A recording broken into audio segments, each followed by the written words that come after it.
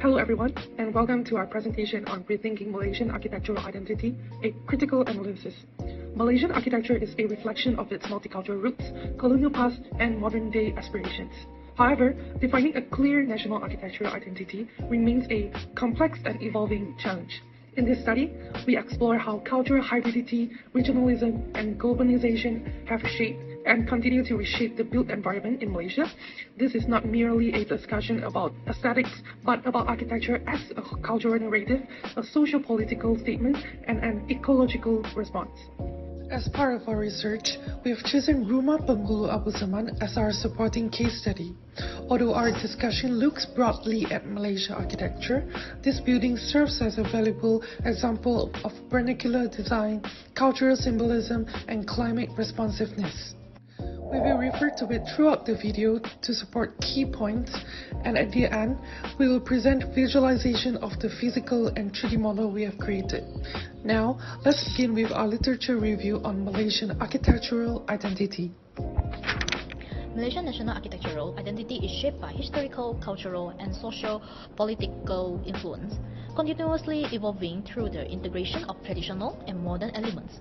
National architectural identity is not merely a visual expression, but also a culture and social symbol that reflects a nation's historical and aspirations.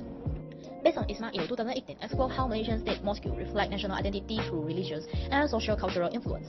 Beyond serving as place of worship, mosque express national culture through spatial organization, geometric pattern, and decorative motifs shaped by historical and religion factors. The study emphasized that mosque architecture embodies the national spirit and cultural identity, blending Islamic tradition with local Malay design to form a unique national style. Based on Rahman and Ismail 2022, examined how public buildings like the MBJB Tower shape national identity through elements such as material use, partial layout, symbolism, and cultural motifs. Their study highlights how government architecture blends tradition and modernity using design to cover national history, value, and future aspirations beyond mere functionality. Traditional Malay house offer valuable license for contemporary sustainable architecture through passive cooling, adaptive layouts, and climate-responsive materials. Features like raised floors for ventilation, extend roof overhangs for shade, and lightweight timber for better heat regulation. This vernacular strategy aligns with modern sustainability goals. Similarly, the importance of integrating traditional passive technical into contemporary design to enhance energy efficiency and cultural relevance. As national architectural identity evolves, integrating traditional wisdom with modern innovative support energy efficiency and preserve cultural heritage. This approach addresses urban sustainability while reinforce identity. Scholars like Hilmi and Kosman 2023 advocate using principles from traditional Malay house, such as natural ventilation and passive cooling to enhance thermal comfort and reduce reliance on mechanical systems.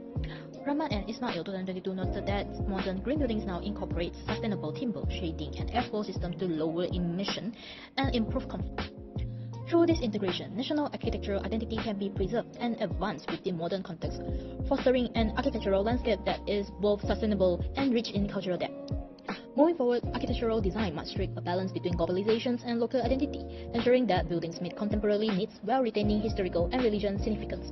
By doing so, architecture will not only serve as a functional space but also as a timeless representation of nation's cultural heritage and sustainability aspiration. Hi, my name is Tan Jin, and I would like to share about the vernacular traditional and cultural hybrid in between traditional Malay house and how they influence modern architecture. Next, people build homes using materials that they could easily define, like wood,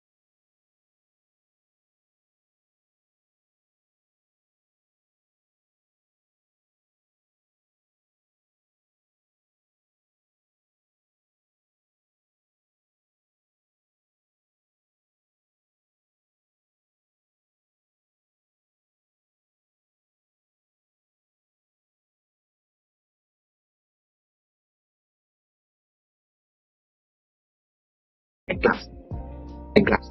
It is a way to stay connected to traditions while meeting modern needs. One great example is Tanjung Jara Resort, which is in Terengganu, Malaysia. From the outside, it looks very traditional, but the inside is modern and comfortable. So some buildings also bring back sustainable features, like using rainwater or letting air flow naturally to stay cool. So this design keeps the culture alive while also being smart for today's world.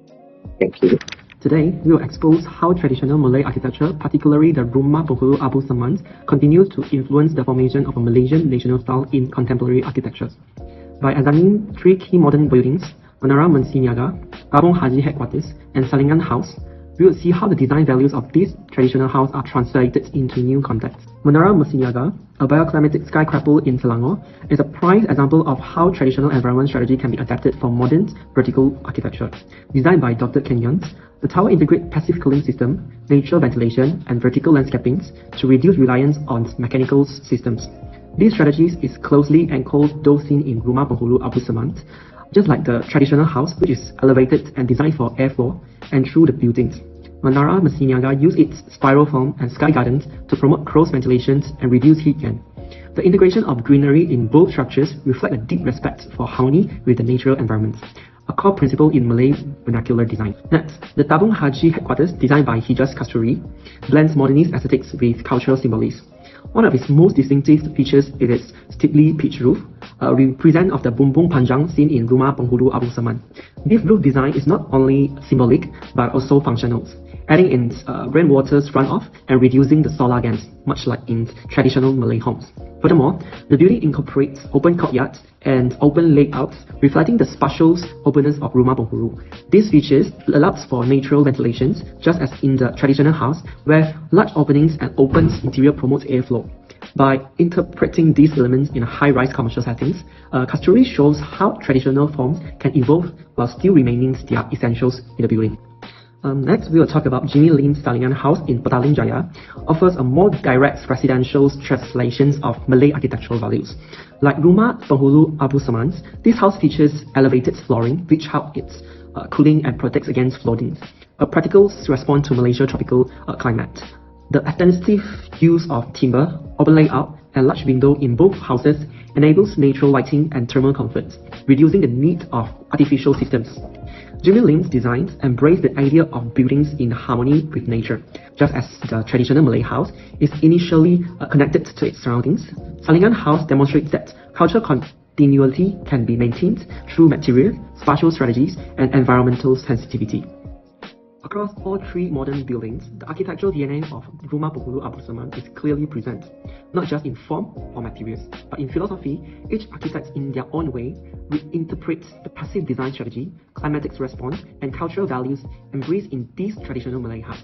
This thoughtful adaptation is what defines a true Malaysian architect's identity, rooted in traditional but responsive to modern needs. And next, I will be presenting the impact of external influence, globalization, sustainability, and technology on the future of Malaysian architecture. External influences are shaping Malaysian architecture through the adoption of international design trends like minimalism, biofriendly design, and smart urban planning. These trends are gradually merging with our local practice. A key example is the modernization of vernacular architecture, where passive cooling techniques from traditional Malay houses are being adapted into modern high-rise buildings. Globalization brings both functionality and challenges. It introduces modern materials like vertical glass, which can contribute to urban heat islands. We also see the adoption of design that may not reflect our cultural identity, like Menara Telecom Malaysia. Cities begins to look alike, losing the local character. To counter this, architects are turning to the local concept, a fusion of global innovation and local adaptation. This approach supports sustainability while preserving culture and ensure our design remain rooted in identity even as they evolve. The Rumah Penghulu Abu Saman offers valuable vernacular insights, which are shading devices for thermal protection, cross-ventilation enhanced natural airflow for the thermal comfort, and lightweight materials such as wood reduce structural load and improve adaptability to climate. Technologies such as rainwater harvesting and smart ventilation systems can be incorporated into traditional design to improve energy efficiency. Rumah Penghulu Abu Saman adapted its strategies alongside modern innovations, creating environmentally responsive buildings. So here we will discuss about the result. Our findings point to three main phases in the historical evolution of Malaysian architecture. First, vernacular tradition, with examples like traditional Malay houses that emphasize passive cooling and natural materials. Second, the colonial influence, where European styles and materials like concrete and iron were introduced. And third, the modern and postmodern transition, where national identity became a key driver in architectural expression and post-independence. So we also identified key themes: the tension between heritage and modernization, the impact of global versus local identities, and the growing emphasis on sustainability. These themes are central to understanding how architecture in Malaysia is evolving, not just physically, but symbolically and functionally as well. So next, let's discuss about our studies. Our critical analysis reveals that Malaysian architectural identity is not fixed. It is fluid, negotiated, and context-dependent. The identity we see today is a product of intersecting narratives, indigenous traditions, colonial legacies, and global modernism. These layers do not replace one another. They coexist, often in tension. We found that the idea of national architecture in Malaysia is still in the process of being defined. Much of it has been shaped by symbolic gestures, like incorporating traditional motifs on roof form into modern buildings, but these gestures often lack deeper engagement with local lifestyle, spatial logic, or cultural practices. Take, for instance, the resurgence of tropical architecture principles, not just as nostalgic aesthetics, but as climate-responsive strategies. This trend indicates a return to contextual thinking, where architecture is adapted to the environment and culture not imposed upon it. Another important tension lies in the urban-rural divide. While heritage conservation efforts like the preservation of Rumah Penghulu Abu Saman are commendable, they often serve as static museum pieces. What we need is to translate vernacular wisdom into living architecture in contemporary homes, public buildings, and cities. Moreover, we must acknowledge the post-colonial dilemma. Malaysia's built environment is still deeply influenced by Western models, be it stylistically or through planning system. The question is, how do we